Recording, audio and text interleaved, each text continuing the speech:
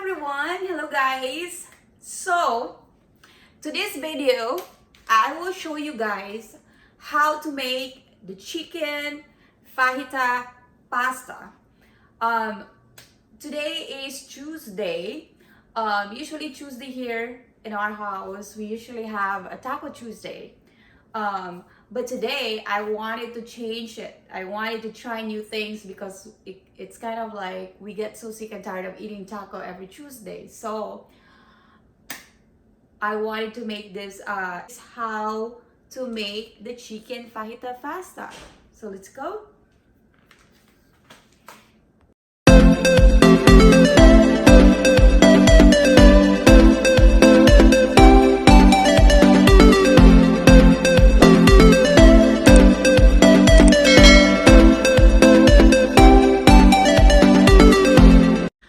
So, ayan guys, this is our ingredients to make the chicken fajita pasta. So, of course, we have the chicken. I use the chicken thigh. Maybe you can also use chicken breast or whatever chicken that you have. I get a fajita mix, seasoning mix. You could also use, if you don't have this, you could also use the taco seasoning. I got the bell peppers, different colors of bell peppers. I get onion, rotel, diced tomatoes, and green chilies. I got chicken, and I got my penny pasta. Yes. I got olive oil. Of course, we need an olive oil. And I got this. Usually guys, pag may pasta dito sa bahay, we usually have bread. So, I chooses this one. So, ayan guys. Let's cut this chicken into cubes.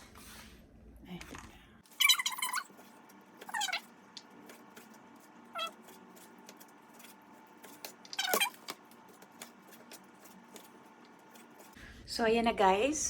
I already cut the chicken. So, this diced chicken. The beautiful bell pepper, different kinds of color. I get the onion. So, yeah. We are going to start making it, guys. So, hi guys. So, let's start cooking. First, let's put this in the chicken, half of it. Ilagay natin to sa ating manok na this, imamarinate natin ang half nito. So, tapos isasay natin yung half, yung kalahati ng seasoning. Okay. So, half nito lagyan na natin sa chicken. Ayan. And then we're gonna save the half of the seasoning. Ayan. I put the seasoning in here already. Ayan. Mimix natin. I-mix natin to, tapos i-start na natin ito. Mix lang natin. Ito, lagyan pa natin. Mix.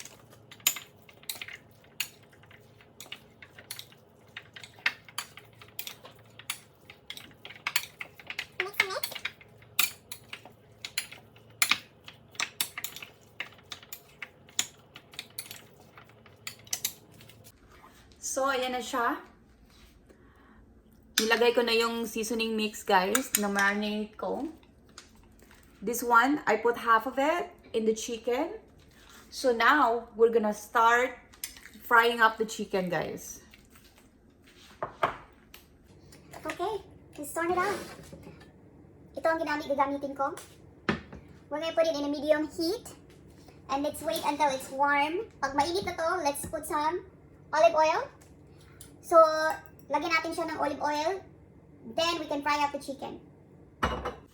So, ayan guys. Mainit na yung ating, kawali. Maglagay na tayo ng let's put olive oil. Ayan.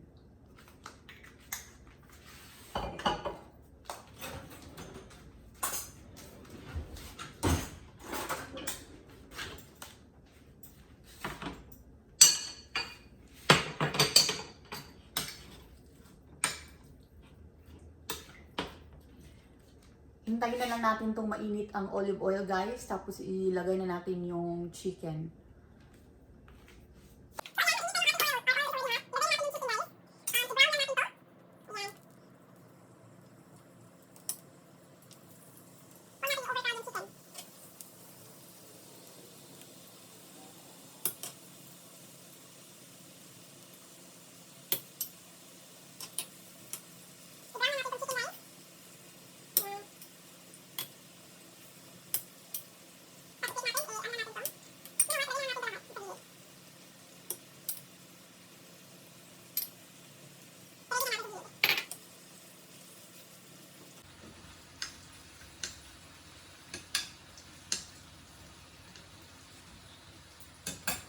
Ayan. So let's just wait until our chicken is brown in the other side and then we can flip it para tapos pwede na natin siyang i-flip. At saka pagkatapos nun, kukunin na natin siya dito sa kawali. Ayan na siya guys. Let's wait until maano siya, mag-brown siya tapos i-ano na natin. Flip, i-ano natin. Kukunin natin siya dyan sa transfer natin dito. So let's just wait. Ayan na siya, guys. Malapit na. Nagka-brown na siya. Hintayin na lang natin. Tapos i-transfer na natin dito.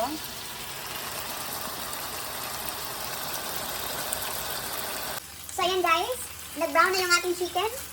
Ita-transfer na natin siya guys. Ilagay natin siya, kunin natin siya, ilagay natin siya dito. Dahil lulutuin pa natin yung ating bell pepper here. I-transfer natin. Ayan. I'm very excited guys. First time ko tong gawin. So hopefully, masarap to.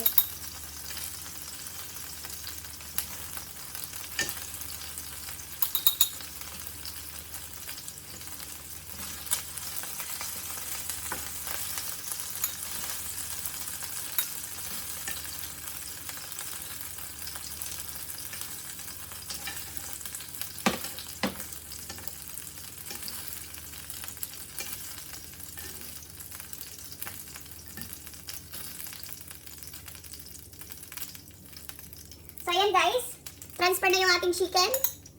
Nandito pa rin yung ating lulutuin na natin yung vegetables. Let's put the vegetables. Let's put the onion, the bell pepper, and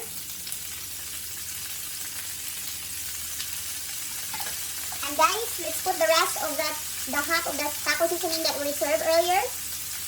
Lagyan na natin. Ayan.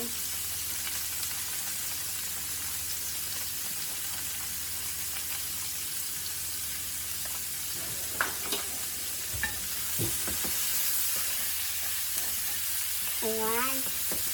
Lulutuin na natin tong vegetables, guys.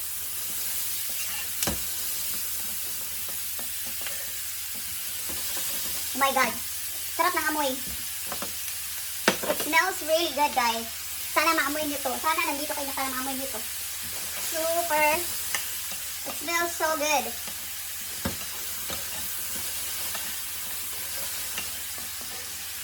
Lagyan natin.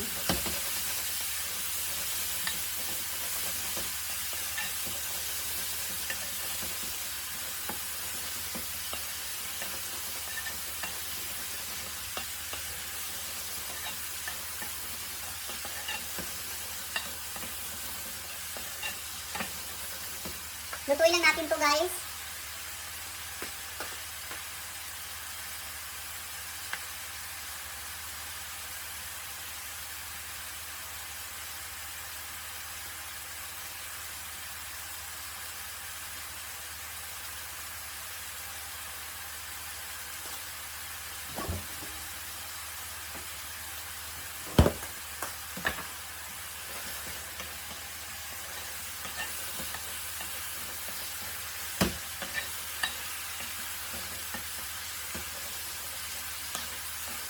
Ayan, parang ang sarap talaga nito guys.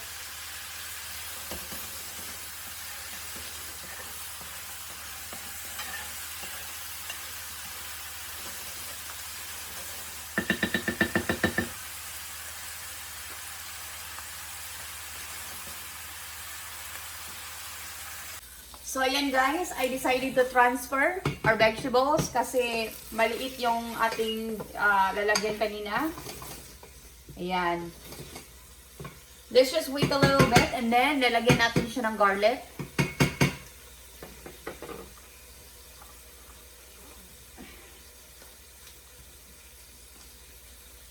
I have here the chopped garlic. Lagyan natin siya ng mga 1 teaspoon.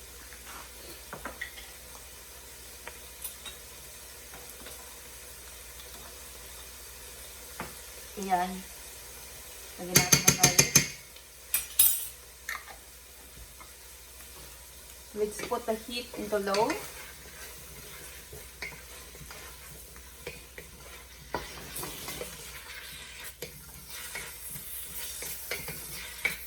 Oh my god, it smells so good. It really smells so good, guys.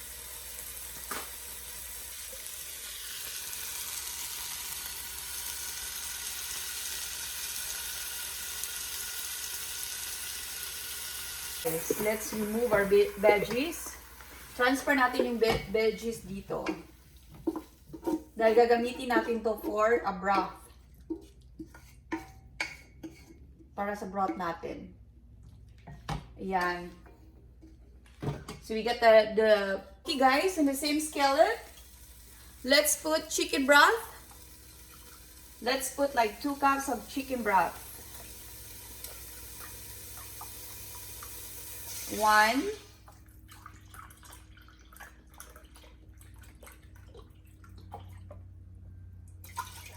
2 cups of chicken broth.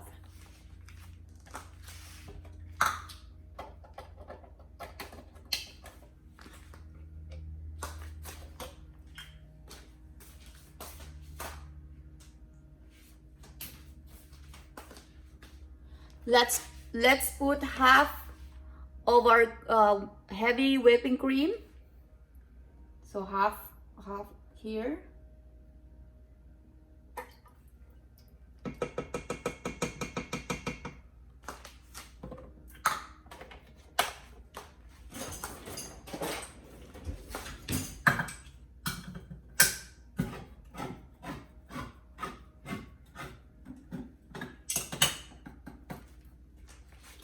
Let's put our Rotel original diced tomatoes also.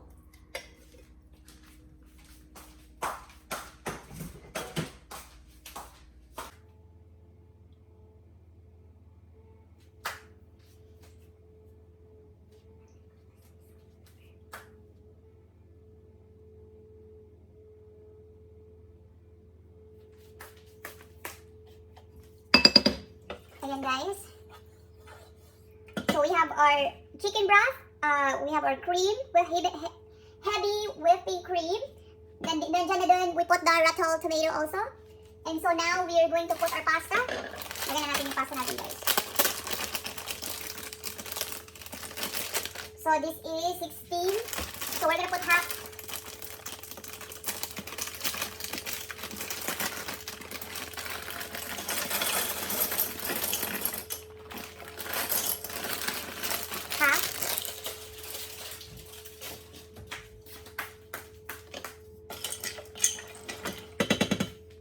Guys, let's put our salt.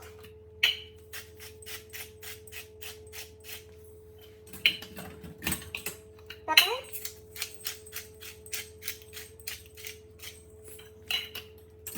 And then let's wait until our pasta is cooked. So ayan guys, let's wait until the pasta is done and then the liquid is already absorbed by the pasta, and then from there we can put the veggies and the chicken. So, let's wait until the pasta is gonna be done.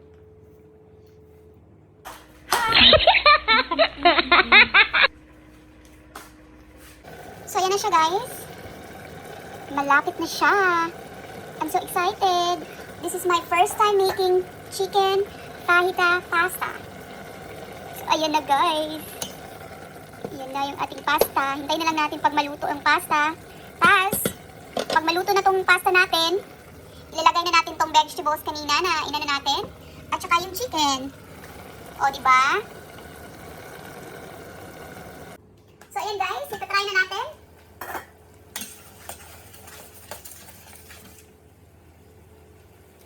Let's try the pasta.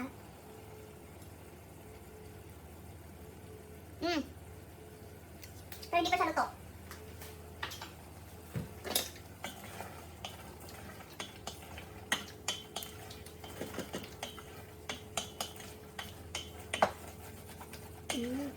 Wow guys, ang sarap. Super yummy to. Ayan na siya, guys.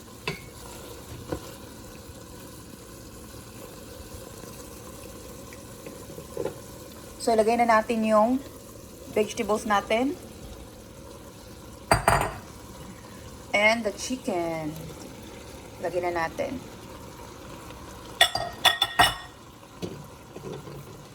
I-mix lang natin to.